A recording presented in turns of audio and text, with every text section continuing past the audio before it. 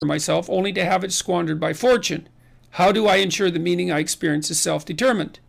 Well, you can't, because there's an arbitrary element to existence. So it is going to be squandered to some degree by fortune.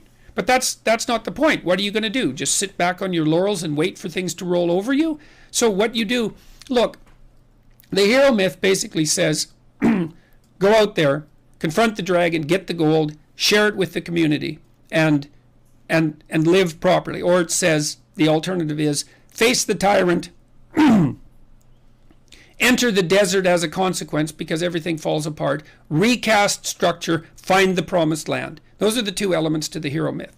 And that's divine. It's the closest thing to divine that we know. You might say, well, what happens if you follow the divine path?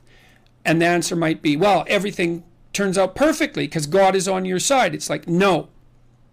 That isn't what happens, because things don't turn out perfectly. It's your best bet. It's your best strategy, right? That's the thing. And, dragons wouldn't be dragons if they couldn't eat you. And so, but that's okay. That's okay. And this is something I found so useful about the biblical stories, especially about the Abrahamic stories, which I didn't know that well till I lectured about them last year. God calls people to the adventure of their lives. And so you could say, in part, God is that force within you which calls you to the adventure of your life. And it says, get away from your family, get away from your blind and unconscious comfort, and get the hell out there in the world. Well, God calls Abraham out from his fathers, where he stayed far too long, and from his kin, where it's secure. And like the first thing he encounters is a famine, and then he encounters a tyranny inhabited by people who want to steal his wife. It's like you think, well, Abraham should have just stayed in bed and ignored God, obviously. Well, that isn't how it is. It's like we're built for struggle, us human beings. You're not after the bubbles of bliss that Dostoevsky described in Notes from Underground. We're built to contend with the world. We're built to contend with reality. You want a challenge. And the best way that you can take on a challenge, because a challenge fortifies you. So you don't want to be secure, you want to be strong. And you get strong by taking on optimal challenges. And so you lay out your destiny in the world, and you take the slings and arrows of fate, and you make yourself stronger while you're doing so. And you might fail, and fortune might do you in, but it's your best bet. And people have extracted unbelievable successes out of catastrophic failures. And I'm not saying that in a naive way. I know perfectly well what happens to people. You're doing fine in life, and then you get cancer, and then 6 months later you're dead.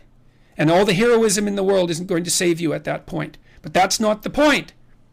That's not the point. Life is bounded by mortality. But that doesn't mean that you don't get out there and contend. And you develop by contending, and you minimize the net amount of suffering in the world. And that's something, man. That's something to do. So it beats laying in your basement and getting bitter and then doing the terrible things that bitter people do.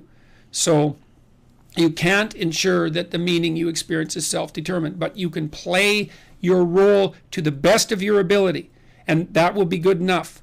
And that will be good enough. That meaning, the meaning that you'll find in that, I believe, is sufficient to be sustaining, and perhaps even sustaining through the flood. So it isn't that you can avoid catastrophe, it's that you can prepare yourself to deal with it honorably when it arrives. That's what you've got. I have very high